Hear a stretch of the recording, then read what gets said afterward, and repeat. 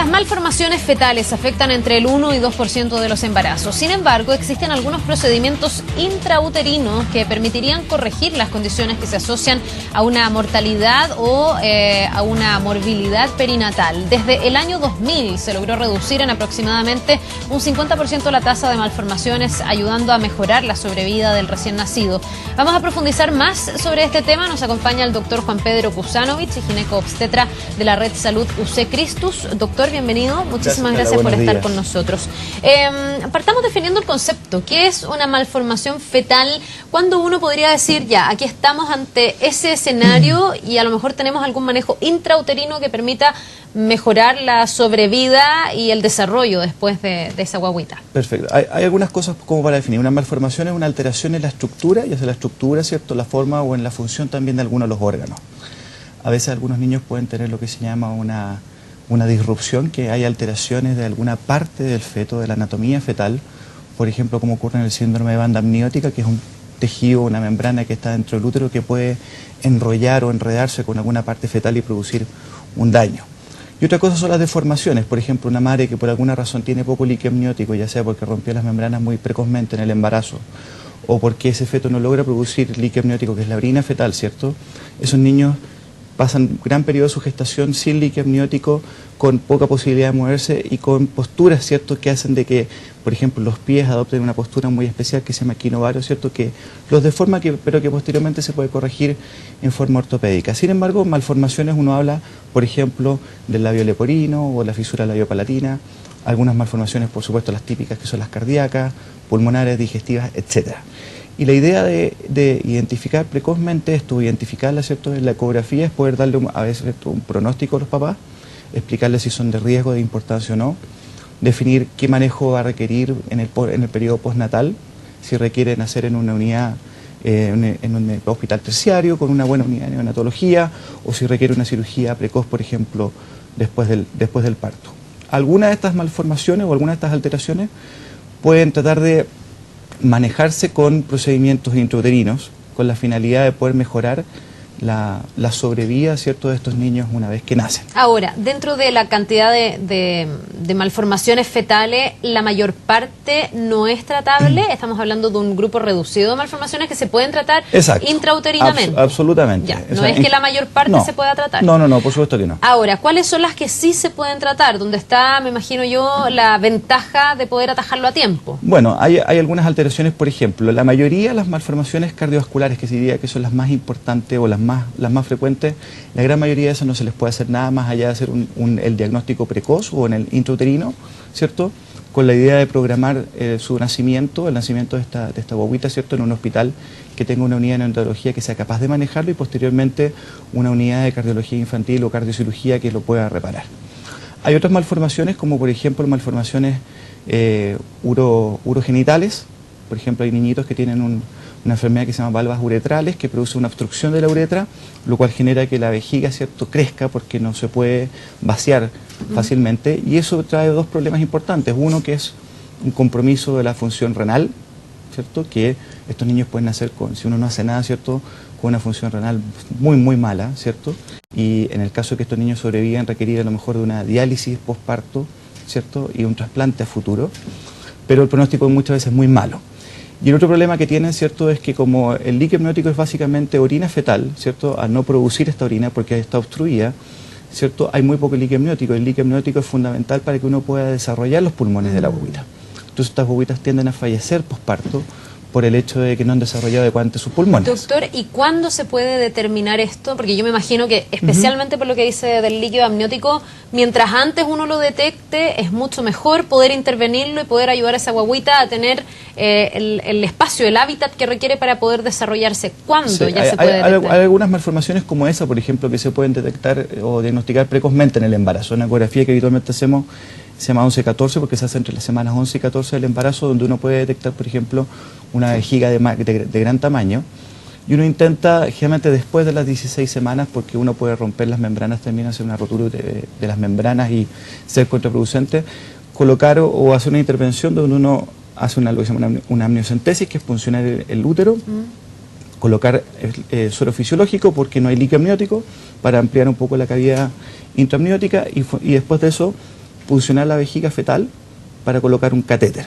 que se llama un shunt, que es básicamente un tubito que va enrollado como una colita de chancho, ¿cierto? Que se coloca dentro de la vejiga con la finalidad de que esa vejiga pueda drenar hacia la cavidad amniótica, descomprimir los riñones y que esta guaguita, ¿cierto?, tenga líquido amniótico para poder desarrollar sus Ahora, pulmones. ¿qué tan exitoso es esto y qué tan riesgoso es? Porque si a mí me dicen en el marco de mi embarazo que me van a tener que hacer una punción en el útero y que además van a intervenir al feto, de verdad me parecería muy preocupante y me preguntaría si eso no podría derivar en un parto adelantado. Bueno, en general... Porque sabemos que el estímulo al útero podría generar que entonces por supuesto, mi cuerpo creyera que yo tengo que dar a luz, ¿no? Por supuesto que todos estos procedimientos tienen sus riesgos. Hay riesgo de que uno pueda romper las membranas, hay riesgo de desencadenar un trabajo de aborto si es muy precoz, ¿cierto?, o un parto prematuro, pero generalmente esos riesgos son bajos, son bastante bajos. Lo que muchas veces ocurre, lamentablemente, es que estos catéteres a veces logran igual rotar, ¿cierto?, y se meten dentro de la vejiga y por lo tanto se pierde su función. O se salen de la vejiga y quedan dentro de la cavidad amniótica.